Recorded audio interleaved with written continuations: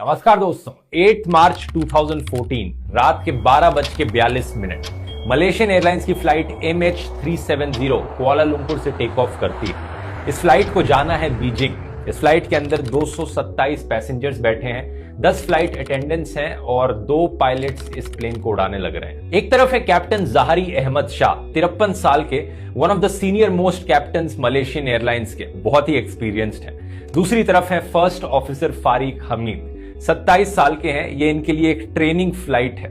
इस training flight को complete करने के बाद ये फुली सर्टिफाइड हो जाएंगे एक पायलट बनने के लिए। ये फ्लाइट करीब 20 मिनट तक उड़ान भरती है सही दिशा में और रात के 1:08 पर यह फ्लाइट मलेशियन कोस्टलाइन को पार करके साउथ चाइना सी के ऊपर चली जाती है, वियतनाम की डायरेक्शन। जहारी रिपोर्ट करते हैं कि प्लेन का लेवल 35,000 फीट पर है। सब कुछ नॉर्मल चल रहा है। इसके करीब 11 मिनट बाद एयरप्लेन पहुंचता है वियतनामीज एयर ट्रैफिक की ज्यूरिसडिक्शन के अंदर। इसी रीजन से जो कुआलालंपुर का एयर ट्रैफिक कंट्रोल है वो रेडियो पर कहता है मलेशियन 370 कॉन्टैक्ट हो ची मिन 120.9 गुड नाइट। इसके जवाब में कैप्टन जहारी आंसर करते हैं गुड नाइट मलेशियन 370। सुनने में ये सब कुछ नॉर्मल लगता है और है भी ये नॉर्मल इस पॉइंट ऑफ टाइम तक, लेकिन ये जो शब्द थे कैप्टन जहारी के, ये आखिरी शब्द थे जो इस एयरप्लेन से सुनने को मिले। उसके बाद इस फ्लाइट का कोई अता पता नहीं चला। ये मलेशियन एयरलाइंस की फ्लाइट अचानक से गायब हो जाती है और ये घटना बन जाती है गायब हो चुका है। लेकिन एक्चुअली में 4 घंटे बीत जाते हैं जिससे पहले की एक इमरजेंसी रिस्पांस की शुरुआत होती है। सुबह के 6:32 हो चुके होते हैं। ये वो टाइम था जिस टाइम पर एयरप्लेन को एक्चुअली में बीजिंग में लैंड कर जाना चाहिए था, लेकिन उसकी कोई लैंडिंग नहीं होती। तुरंत एक सर्च ऑपरेशन बुलाया जाता है, प्लेन को ढूंढने की कोशिश करी जाती है। अगर आप नक्शे पर देखेंगे तो प्लेन मलेशिया से बीजिंग जा रहा था, बीच में वियतनाम पड़ता है और साउथ चाइना सी आता है। तो ऑब्वियस सी बात है, जो ये सर्च ऑपरेशन था यहां पर साउथ चाइना सी के बीच में इस प्लेन को ढूंढने की कोशिश करी जाती है। ये सर्च ऑपरेशन एक इंटरनेशनल एफर्ट है। 34 शिप्स और 28 एयरक्राफ्ट 7 अलग अलग देशों के इस प्लेन को ढूंढने की कोशिश करते हैं अगली सुबह, लेकिन प्लेन का कोई नामो निशान तक नहीं मिलता। करीब 4 दिन बाद 12 मार्च को खबर निकलती है कि प्लेन सिविलियन रेडार से जरूर गायब हो गया था, लेकिन उस रात एक मिलिट्री रेडार ने इस प्लेन को स्पॉट किया था। और हैरानी की बात यह है कि इस मिलिट्री रेडार के अकॉर्डिंग यह प्लेन आखिरी बार देखा गया था रात के 2:22 पर 2:22 AM पर, और इसकी लोकेशन साउथ चाइना सी में नहीं थी बल्कि अंडमान एंड निकोबार आइलैंड्स के पास थी, मलेशिया के वेस्ट में स्ट्रेट ऑफ मालाका में थी। और इस मिलिट्री रेडार की रीडिंग्स के अकॉर्डिंग ये प्लेन एक्चुअली में अंडमान आइलैंड्स की डायरेक्शन में ऊपर जा रहा था, बीजिंग से बिल्कुल उल्टी तरफ। इस खबर को सुनकर हर कोई हैरान रह जाता है। ये प्लेन आखिर गया तो कहां गया? क्या ये इंडिया की डायरेक्शन में उड़कर कहीं हिमालयाज में या कजाकिस्तान के पास क्रैश कर गया? अगले कुछ दिनों बाद हमें एक नया सबूत मिलता है सैटेलाइट डेटा से। पता लगता है कि प्लेन ऑटोमेटिकली एक सैटेलाइट से कम्युनिकेट करने की कोशिश कर रहा था। ये वैसे आम बात होती है बड़ी, जो बड़े वाले एयरप्लेन्स होते हैं जैसे कि ये बोइंग 777 है, ये अक्सर सैटेलाइट्स के साथ कम्युनिकेशन करने की कोशिश करते हैं अपने कम्युनिकेशन को और आसान बनाने के लिए। ये वैसा ही हो गया जैसे आपके जो फोन्स होते हैं वो ऑटोमेटिकली नॉन वाईफाई के साथ कनेक्ट करने की कोशिश करते हैं, उसी तरीके से समझ। लेकिन प्रॉब्लम ये थी कि इस प्लेन ने जब सैटेलाइट से कम्युनिकेट किया तो उसने बस लॉग इन करने की कोशिश करी, कनेक्शन बनाने की कोशिश करी। यहां पर कोई डेटा ट्रांसमिट नहीं किया गया प्लेन की लोकेशन का। तो सैटेलाइट को बस ये पता था कि इस प्लेन ने मुझसे कम्युनिकेट करने की कोशिश करी थी, लेकिन इसके अलावा कुछ नहीं पता था कि ये प्लेन एक्चुअली में कहां पर था। लेकिन कुछ साइंटिस्ट और इन्वेस्टिगेटर्स ने सोचा क्यों ना हम इस चीज का इस्तेमाल करें इस प्लेन की लोकेशन का अंदाजा लगाने में। उन्होंने सोचा कि जब सैटेलाइट ने उस कम्युनिकेशन को रिसीव किया तो सैटेलाइट ने अपना एंटीना प्लेन की डायरेक्शन में मोड़ा होगा। तो इन्होंने जो सैटेलाइट की एंटीना का एंगल था उसे मेजर करके, कैलकुलेशंस करके ये अंदाजा लगाया कि ये प्लेन एक्चुअली में कहां पर हो सकता है। अब जैसा मैंने पहले बताया कि एग्जैक्ट लोकेशन तो हम नहीं बता सकते सैटेलाइट की मदद से, लेकिन एस्टिमेट से हम ये बता सकते हैं कि ये जो पूरा सर्कल आप देख रहे हो व्हाइट कलर का, इस सर्कल के किसी भी पॉइंट पर हो सकता है प्लेन, जब उसने सैटेलाइट से कम्युनिकेट करने की कोशिश करी थी। प्लेन ने 7 बार सैटेलाइट से कम्युनिकेशन बनाने की कोशिश करी थी, इसलिए यहां पर 7 अलग अलग सर्कल्स आपको दिख रहे हैं व्हाइट कलर के। इन्हें सैटेलाइट हैंडशेक्स करके बुलाया गया है। हर सर्कल पे टाइम लिखा हुआ है कि किस टाइम पर प्लेन ने कम्युनिकेट करने की कोशिश करी थी। और जो आखिरी सर्कल है यहां पर, जो 7th सर्कल है, वो लेटेस्ट टाइम बताता है जब प्लेन ने सैटेलाइट से कम्युनिकेट करने की कोशिश करी थी, मतलब आखिरी पॉइंट जहां पर ये एरोप्लेन गया होगा। और ये बहुत ही हैरानी की बात थी क्योंकि ये सर्कल कितना बड़ा है, कहां से लेकर कहां तक पहुंच रहा है। कजाकिस्तान से लेकर चाइना, इंडोनेशिया और ऑस्ट्रेलिया के साइड में से इतने बड़े ओशन से गुजरता हुआ इस पूरे लास्ट सर्कल में कहीं पर भी हो सकता है ये प्लेन, या इसके और आगे भी हो सकता है। ये तो आखिरी पॉइंट है जहां पर कम्युनिकेट करने की कोशिश करी थी। इसके बाद इन्वेस्टिगेटर्स ने कुछ और कैलकुलेशंस करी प्लेन की स्पीड को देखकर, प्लेन में कितना फ्यूल बचा था उसे देखकर, और फिर एस्टिमेट किया कि एक्चुअली में प्लेन इस सर्कल में इस शेडेड एरिया में हो सकता है, इस सर्कल की इस आर्क में हो सकता है, जिसे फेमसली नाम दिया गया द 7th आर्क। ये 7th आर्क ऑस्ट्रेलिया के 2000 किलोमीटर वेस्ट में है और एक बहुत ही बड़े एरिया को ऑक्यूपाई करती है। ओशन के ये एक ऐसे एरिया में है जहां पर हमें ज्यादा नहीं पता, हमने ज्यादा कभी वहां नीचे जाने की कोशिश नहीं करी उस हिस्से में। इस मैप में आप देख सकते हैं कि जिस सैटेलाइट का इस्तेमाल करके प्रिडिक्ट किया गया, उस सैटेलाइट कहां पर मौजूद थी। जो सबसे बाहर का आप येलो डॉटेड सर्कल देख रहे हैं, ये वो रेंज है जहां तक प्लेन ट्रैवल कर सकता था अपने फ्यूल से। 7 घंटे का जो फ्लाइट टाइम था। और रेड कलर का जो कर्व्ड आर्क देख रहे हो, वो है द 7th आर्क, जहां पर एज्यूम किया जा रहा है कि ये प्लेन एक्चुअली में क्रैश किया है। इसके बाद कई सर्च ऑपरेशंस बुलाए गए। येलो शेडेड रीजन्स आपको दिखाते हैं कि कहां पर ये सर्च ऑपरेशंस कंडक्ट किए गए, और ऑरेंज वाला जो एरिया है वो प्रायोरिटी सर्च एरिया है जहां पर सबसे ज्यादा सर्च ऑपरेशंस कंडक्ट किए गए। अप्रैल 2014 तक जो समुद्र के ऊपर के सर्च ऑपरेशंस चल रहे थे उन्हें बंद कर दिया गया, क्योंकि उसका कोई फायदा नहीं था। प्लेन क्रैश किया है तो अब पानी के अंदर ही डूब गया होगा, फ्लोट नहीं कर रहा होगा ओशन के ऊपर, इसलिए डीप ओशन सर्च कंडक्ट करी जाने लगी। इस पॉइंट ऑफ टाइम पर कंडक्ट हुआ दुनिया का सबसे बड़ा और सबसे महंगा सर्च ऑपरेशन। हफ्तों तक, महीनों तक, सालों तक ये इस प्लेन की तलाश करते रहे, लेकिन कुछ नहीं मिला। 3 साल बाद और $160 मिलियन स्पेंड करने के बाद इन्होंने इस ऑपरेशन को बंद कर दिया। ये ऑपरेशन एक फेलियर रहा। लेकिन इसके बीच एक अच्छी खबर यह थी कि जुलाई 2015 में इस प्लेन का पहला टूटा हुआ हिस्सा डिस्कवर किया गया। एक डेबरी फ्लोट करके ओशन में आई आइलैंड ऑफ रियूनियन पर। यह आइलैंड है मेडागास्कर के ईस्ट साइड में। यहां पर प्लेन का फ्लैपेरॉन पाया गया। आप फोटो में देख सकते हैं, ये इस प्लेन का एक टूटा हुआ हिस्सा है।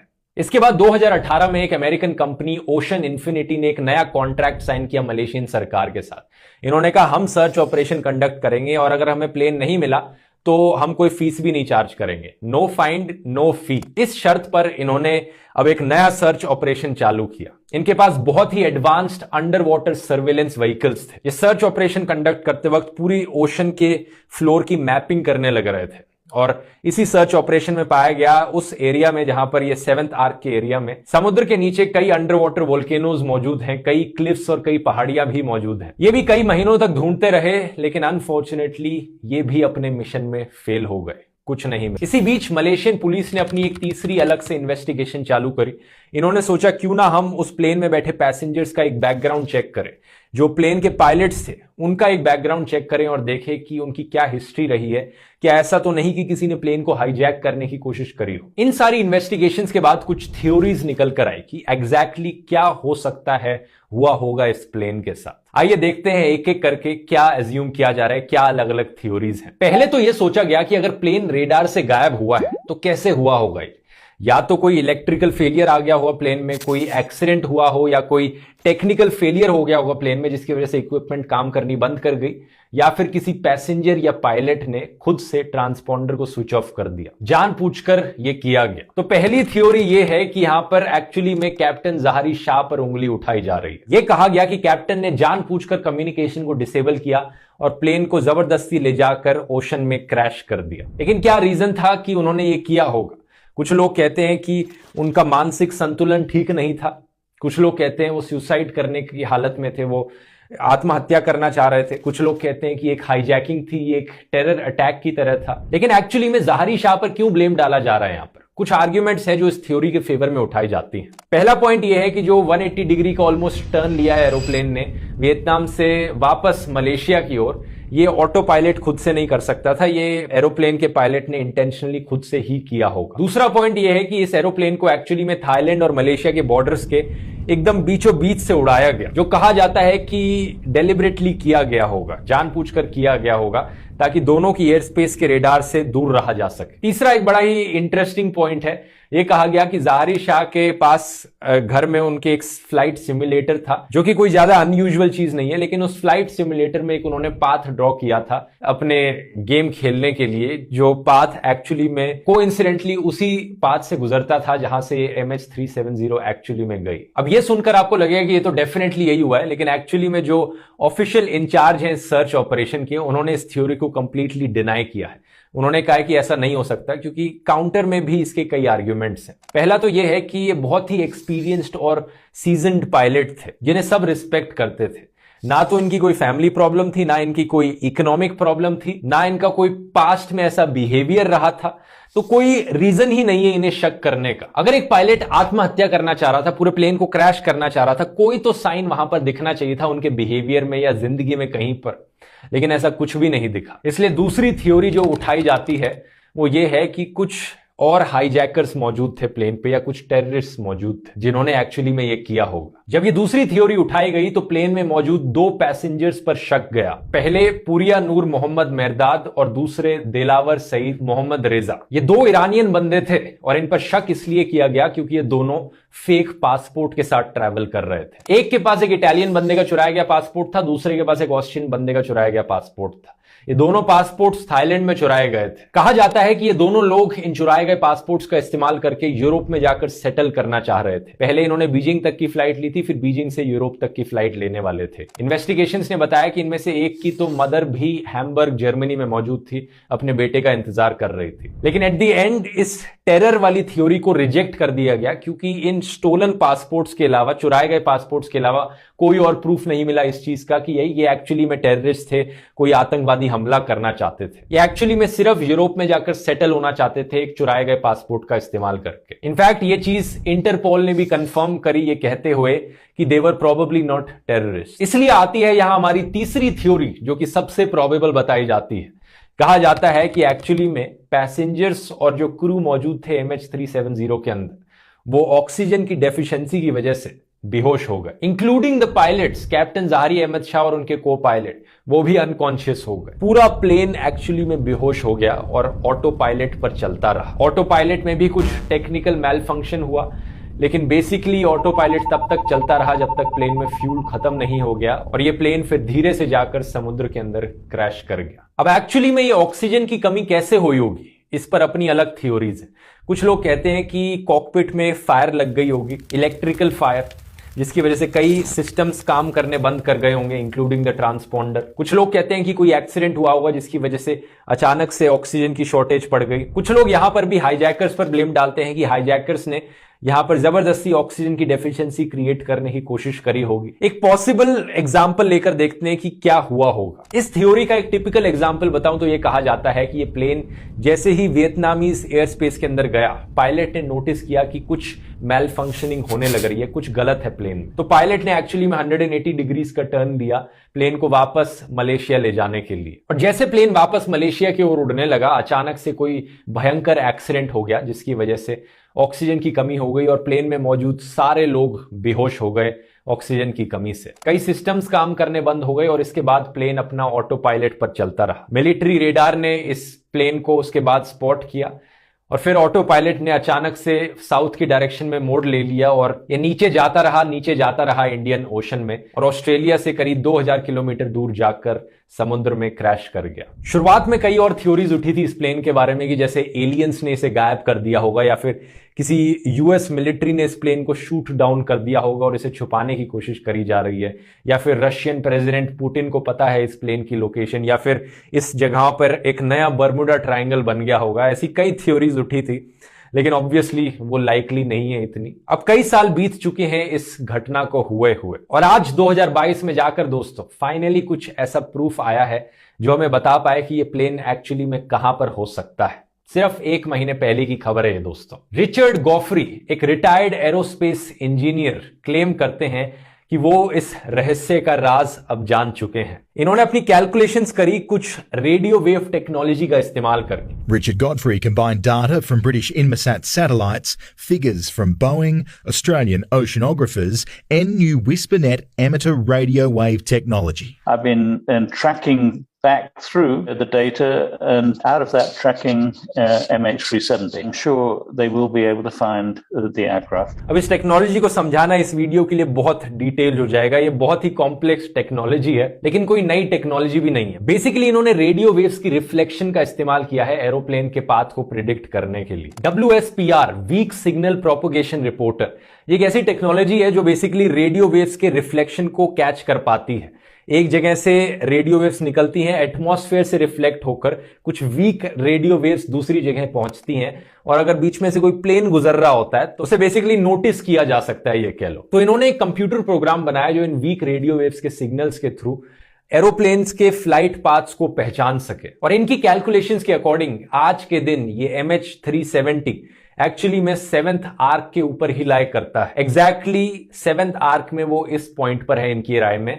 और 4 किलोमीटर अंडर वाटर है। समुद्र के नीचे, जैसा मैंने बताया, यहां पर बहुत से क्लिफ्स और अंडर वाटर वोल्केनोज मौजूद है। अब आप पूछोगे कि इस एरिया को तो ऑलरेडी सर्च किया जा चुका था। सही बात है, जो ऑस्ट्रेलिया ने सबसे महंगा सर्च ऑपरेशन कंडक्ट किया था, उस सर्च ऑपरेशन में एक्चुअली में इस एरिया को ऑलरेडी सर्च किया जा चुका है, पर हो सकता है कि उन्होंने इसे मिस आउट कर दिया हो। हालांकि जो दूसरा सर्च ऑपरेशन कंडक्ट किया गया था ओशन इन्फिनिटी सर्च के द्वारा, उन्होंने इस पॉइंट को सर्च नहीं किया था, उनके इंस्ट्रूमेंट्स ज्यादा डिटेल्ड थे। लेकिन रिचर्ड साहब अपनी कैलकुलेशंस पर इतना भरोसा करते हैं कि इन्होंने 40 नॉटिकल माइल्स की एक्यूरेसी में इन्होंने एग्जैक्ट लोकेशन को पिन पॉइंट कर दिया कि कहां पर यह प्लेन होगा समुद्र के नीचे। इन्होंने प्रपोज किया है कि 40 नॉटिकल माइल का सर्च एरिया पर एक नया सर्च ऑपरेशन कंडक्ट किया जाए और मिल जाएगा उसमें। ये पुराने सर्च ऑपरेशन से बहुत ही छोटा एरिया होगा इस बार, ये जो एक्चुअली में देखना पड़ेगा। तो ये बहुत ही अच्छी खबर है इस फ्लाइट की मिस्ट्री के लिए। एक्चुअली में शायद यहां पर एक सॉल्यूशन निकल सकता है। हालांकि कुछ लोग रिचर्ड की मेथडोलॉजी को जरूर क्रिटिसाइज करते हैं कि जो तरीका इन्होंने इस्तेमाल किया है यहां पर प्लेन की लोकेशन पाने के लिए, ये सही एक्यूरेट तरीका नहीं है, नहीं मिलेगा यहां पर प्लेन। लेकिन रिचर्ड का कहना है कि इस पूरे एरिया में ऑपरेशन अगर आज शुरू किया जाए तो सिर्फ 1 साल का टाइम लगेगा, और 2022 के एंड तक, साल के एंड तक हम बता पाएंगे कि यहां पर प्लेन है कि नहीं, रिचर्ड की राय में, जो कि ऑब्वियसली यहां पर मिलना चाहिए। एक ड्रिफ्ट एनालिसिस भी कंडक्ट करी गई थी ओशन करंट को देखकर कि अगर प्लेन उस एरिया में क्रैश किया होता तो प्लेन के जो अलग अलग टुकड़े हैं वो ओशन के साथ फ्लो करके किन जगहों पर गए होते। और इस ड्रिफ्ट एनालिसिस के अकॉर्डिंग कुछ टुकड़े एक्चुअली में मेडागास्कर तक और उसके पास वाले आइलैंड्स पर गए होते, जो कि एक्चुअली में पाए भी गए हैं। टिल डेट 27 प्लेन के पीसेस ऑलरेडी पाए जा चुके हैं अलग अलग आइलैंड्स